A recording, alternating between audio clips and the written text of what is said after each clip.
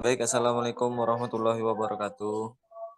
Sebelumnya Waalaikumsalam perkenalkan, warahmatullahi wabarakatuh. kenalkan nama saya Rangga Pangestu, selaku moderator dalam presentasi ini untuk memaparkan tugas 3 perkerasan jalan raya atau P4J. Baik, yang pertama ada pendahuluan bab 1, latar belakang.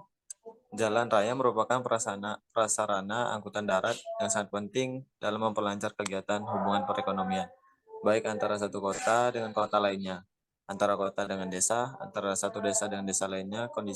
Kondisi jalan yang baik akan memudahkan mobilitas penduduk dalam mengadakan hubungan perekonomian dan kegiatan sosial lainnya.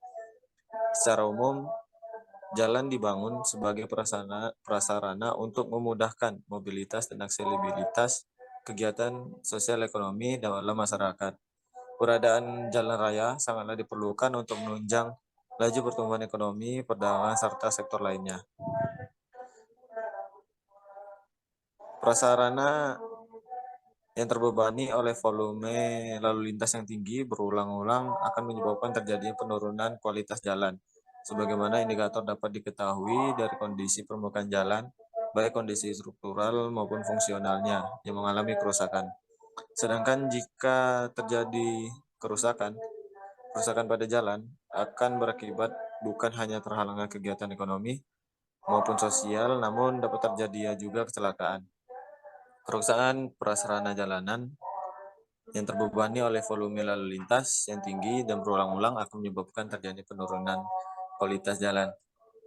Kondisi jalan yang dilalui oleh volume lalu lintas yang tinggi dan berulang-ulang dapat menurunkan kualitas dari permukaan jalan tersebut sehingga menjadi tidak nyaman dan tidak aman untuk dilalui. Kerusakan jalan akan menimbulkan banyak kerugian yang dapat dirasakan oleh pengguna secara langsung, karena sudah pasti akan menghambat laju dan kenyamanan pengguna jalan, serta banyak menimbulkan korban akibat kerusakan jalan yang tidak segera ditangani oleh instansi yang berwenang.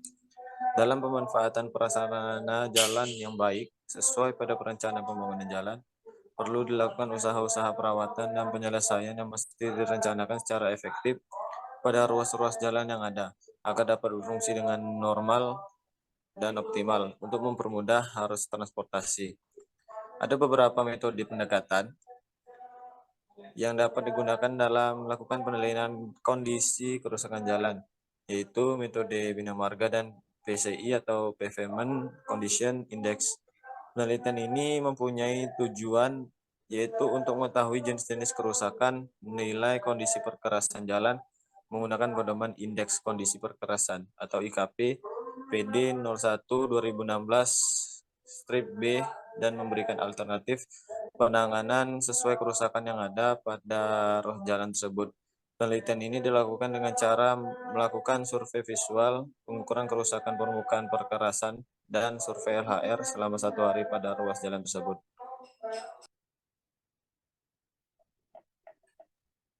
Selanjutnya, tujuan dilaksanakan penelitian mengenai analisis kerusakan jalan kekerasan lentur dengan metode IKP adalah sebagai berikut. 1. Mengetahui jenis-jenis kerusakan pada kekerasan jalan lentur pada wilayah studi. 2. Mendapatkan jenis penanganan yang sesuai dengan kerusakan yang ada pada ruas jalan tersebut. Untuk rumusan masalahnya adalah bagaimana kondisi kerusakan jalan pada kekerasan jalan lentur pada wilayah studi. 2. Apa perlakuan yang perlu dilakukan untuk menangani kerusakan yang ada pada ruas jalan tersebut. 3. Mengetahui jenis-jenis kerusakan pada kekerasan jalan lentur pada wilayah studi.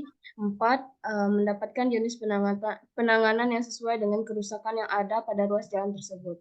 Batasan masalah yang dibuat dalam pelaksanaan penelitian ini adalah sebagai berikut. 1. Penelitian kerusakan jalan dilakukan pada ruas Jalan Saribakti Baganpete, Kecamatan Kota Baru, Provinsi Jambi. 2. Penilaian kerusakan jalan dilaksanakan berdasarkan pedoman Indeks Kondisi Perkerasan atau IKP PD 01 tahun 2016 B.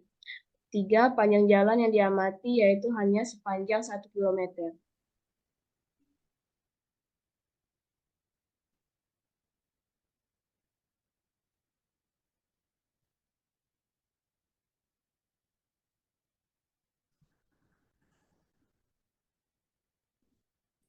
Baik, selanjutnya itu adalah bab 3 mengenai metode penelitian. Metode penelitian yang digunakan pada tugas ini adalah dengan menggunakan metode penelitian evaluasi atau bisa disebut juga dengan metode studi kasus.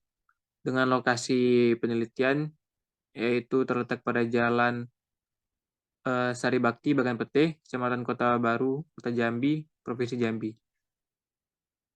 Next, bawah. Dengan variabel penelitian, yang pertama yaitu geometri jalan, yang kedua adalah kondisi perkerasan jalan. Adapun teknik pengumpulan data yang digunakan yaitu ada dua, data primer dan data sekunder.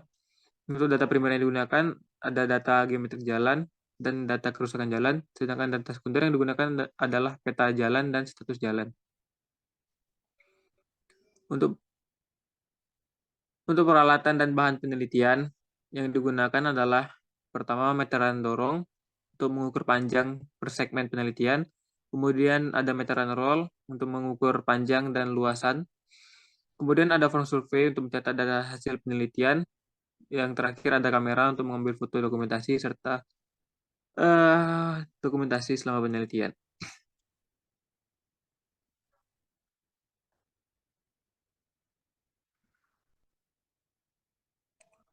Kemudian ada teknik pengambilan data. Yang pertama data geometrik jalan.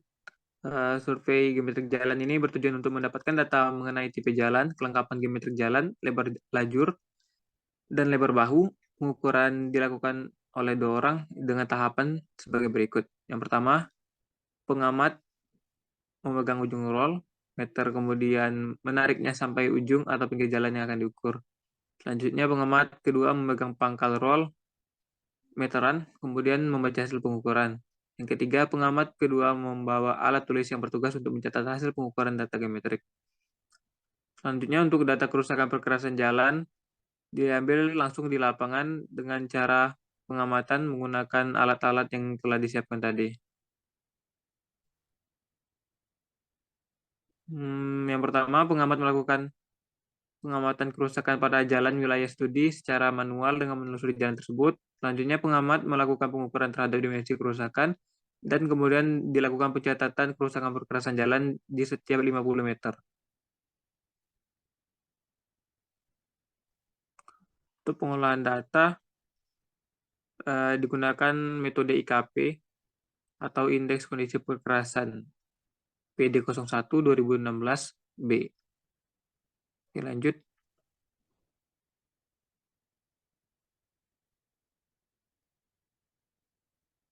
Pak 4. Jalan yang disurvei ataupun yang diambil sebagai tempat penelitian dengan panjang 1 km atau 1000 meter dan lebar 7,5 meter. Dengan ruas jalur, dengan pembagian jalan yaitu 1 jalur dan 2 lajur, 2 arah tak terbagi. Dengan masing-masing lebar lajur yaitu 3,75 meter.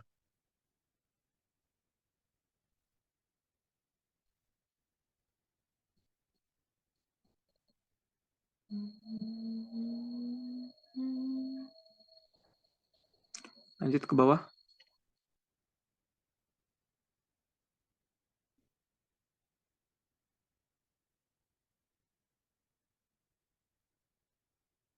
Atas tadi 4.3 coba.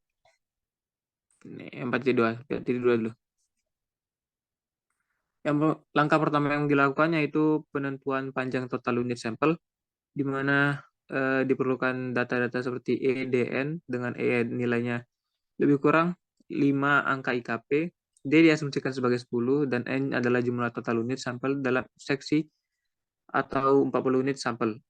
Dengan rumus N sama dengan 40 dikali 10 akar 2 dibagi 5 akar 2 per 4 dikali 40 dikurang 1 ditambah 10 pangkat 2 dan didapatkan jumlah N-nya sekitar 12 unit sampel. Kemudian dilakukan penentuan interval jarak pengambilan sampel atau I dengan rumus N per N, di mana N besar adalah jumlah total unit sampel dan N kecil adalah jumlah minimum unit sampel. Kemudian setelah dilakukan penghitungan data, didapati nilai I adalah 3,3. Maka dapat diambil kesimpulan, interval jarak pengambilan sampel adalah 3,0. Kemudian untuk lebih jelasnya dapat dilihat pada gambar 4.2. interval jarak pengambilan sampel. Selanjutnya, hasil survei kerusakan perkerasan dapat dilihat pada tabel 4.1, di mana di setiap segmen 50 meter itu terdapat beberapa kerusakan di bagian kiri ataupun kanan dengan ukuran panjang, lebar, dan luas yang telah dipaparkan pada tabel tersebut. Oke, lanjut ke bawah. Kemudian dilakukan metode indeks kondisi perkerasan atau IKP PD01 2016B dengan langkah pertama adalah perhitungan kerapatan kerusakan. Untuk perhitungan kerapatan kerusakan dapat dilihat pada tabel 4.2 di mana itu ada perhitungannya untuk masing-masing kerusakan. Kemudian langkah selanjutnya adalah perhitungan nilai pengurangan kerusakan. Nilai pengurang atau NP untuk suatu jenis kerusakan diperoleh dari kurva hubungan kerapatan dan tingkat keparahan kerusakan. Contohnya, bagian A, unit 6, jenis kerusakan yaitu adalah lubang, tingkat kerusakan termasuk ringan, dengan kerapatan 0,28% dan nilai NP atau nilai pengurang 40.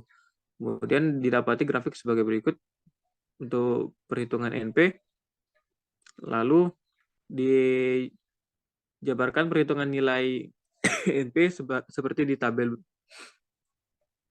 Untuk lubang dengan kerapatan 0,28%, dapati nilai pengurangan yaitu 40 dan terus ke bawah sampai retak kulit gue ya. Langkah selanjutnya adalah perhitungan NPT terkoreksi. Dengan contohnya M sama dengan 1 ditambah 9/98 dikali 100 dikurang NP maksimum yang lebih kecil dari sama dengan 10. Kemudian didapati nilai M adalah 6. Untuk masing-masing kerusakan, perhitungan nilai pengurangan terkoreksinya ada di tabel 4.4. Selanjutnya yaitu perhitungan NPT unit. Digunakan persamaan 2.7. Bawah lagi. Singkatnya, setelah dilakukan pengolahan data ataupun perhitungan, nilai IKP unit dapat dilihat di tabel 4.5. Di mana di masing-masing lubang itu nilai kerapatannya sudah ditentukan, sudah diketahui, terus nilai pengurangan sudah didapati, dan nilai IKP seperti yang di sebelah kanan. Kemudian perhitungan IKP unit dengan cara penanganan kerusakan dapat dilihat pada tabel 4.6, di mana masing-masing kerusakan dijelaskan kondisinya apakah tergolong sedang, baik ataupun buruk, dengan jenis penanganan disesuaikan dengan kondisi kerusakan. Boleh lagi?